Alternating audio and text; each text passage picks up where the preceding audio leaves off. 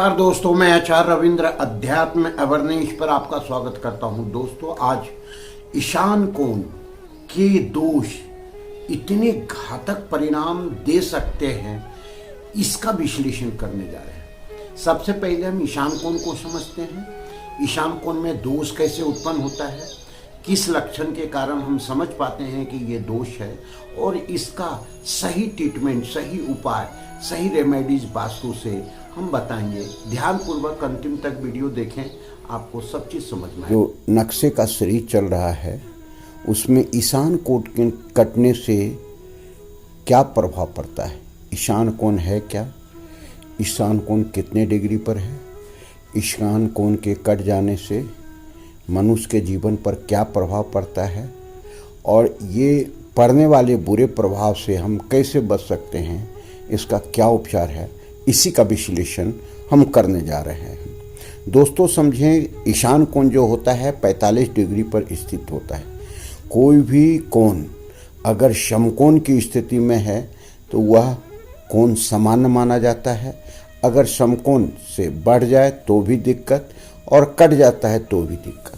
विशेषकर ईशान कोण के बारे में आज विश्लेषण कर रहे हैं कि ईशान कोण का बढ़ना तो शुभ माना जाता है, अच्छा माना जाता है, क्योंकि गुरु तत्व इसमें बढ़ जाते हैं। क्योंकि यहाँ के जो ग्रह हैं वो बृहस्पति हैं, गुरु हैं, और ये गुरु के कट जाने से, अर्थात यहाँ के कोण कट जाने से बृहस्पति ग्रह का जो है प्रभाव जीवन पर बुरा पड़ने लगता है, अर्थात कम उसका हमको लाभ मिलता है।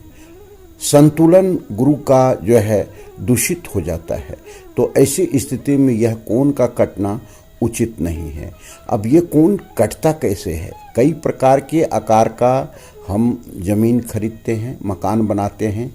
आयताकार जिसके चारों कोण समकोण है, शुभ है। वर्गाकार जिसके चारों कोण समकोण है, शुभ है। अगर इस कोण में ईशान कोण अगर कटा हुआ है तो ये कई प्रकार की समस्या वहाँ के रहने वाले लोगों पर देता है। खास करके मुखिया पर इसका बुरा प्रभाव पड़ता है। बच्चे के जो अध्ययन है, पढ़ाई लिखाई है, उस पर बुरा प्रभाव पड़ता है। और जो सबसे अधिक प्रभाव पड़ता है कि वहाँ पर रहने वाले लोग भ्रमित रहते हैं, उसका क्लियरेंस नहीं रहता है, माइंड सटीक निर्णय ले पाता है, उसका डिसीजन गलत होता है। आर्थिक तंगी भी आती है यहाँ से। यहाँ पर संतान सुख की कमी होने लगती है।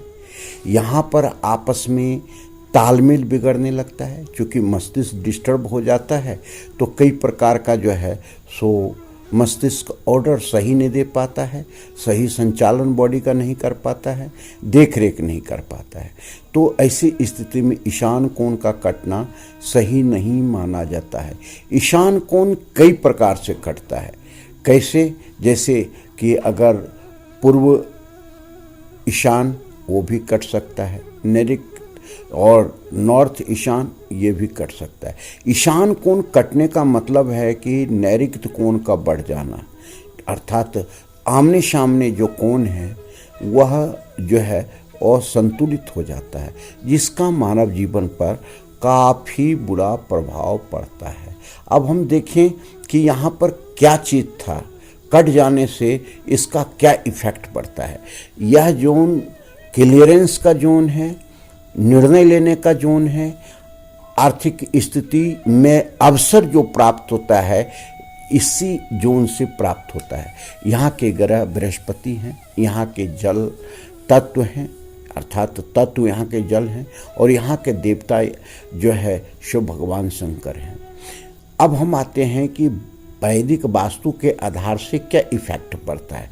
वैदिक वास्तु अर्थात कहा जाता है कि जो वास्तु पुरुष की संरचना की गई है, औंधे भाव, जो लेटे हुए औंधे भाव, वो सर कट जाने, अर्थात ईशान कोण कटा मतलब वास्तु पुरुष का सर कट गया, मस्तिष्क कट गया। तो आप समझ लीजिए कि मस्तिष्क किसी भी शरीर में कितना इम्पोर्टेंस रखता है, क्योंकि मस्तिष्क रहने पर ही, क्योंकि वो कंप्यूटराइज चीज़ है, वहीं से सारे आदेश पास होते हैं, वहीं से क्रियान्वित होता है, वहीं से सही निर्णय ले पाता है व्यक्ति, वहीं से सारा चीज़ होता है। तो बिना सर का धड़ जो है सो सही वर्क नहीं कर पाएगा। यही स्थिति ईशान में होता है। ईशान की स्थिति को दुरुस्त करने के लिए क्या क्या करना है, देखिए पहले तो हम ये देखते हैं कि ईशान कोण में क्या क्या नहीं होना चाहिए।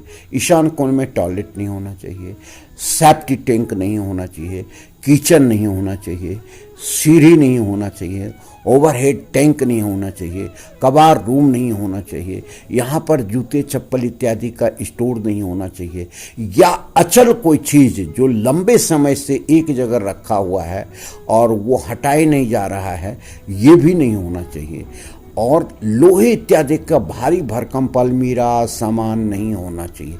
ये सब चीज़ नहीं होना चाहिए। इसके बाद और क्या नहीं होना चाहिए, यहाँ का कलर अर्थात लाल रंग या पीला रंग नहीं होना चाहिए, क्योंकि ये जो लाल रंग है अग्नि तत्व का कलर है और पीला रंग जो है पृथ्वी तत्व का कलर है। ये एंटी तत्व हैं इसके। अगर यहाँ पर ये कलर आ जाता है तो बुरा प्रभाव देने लगता है। जैसे आप लॉजिकल रूप से देख सकते हैं कि जल को रोकना होता है, बांधना होता है, बांध बनाते हैं तो मिट्टी से करते हैं।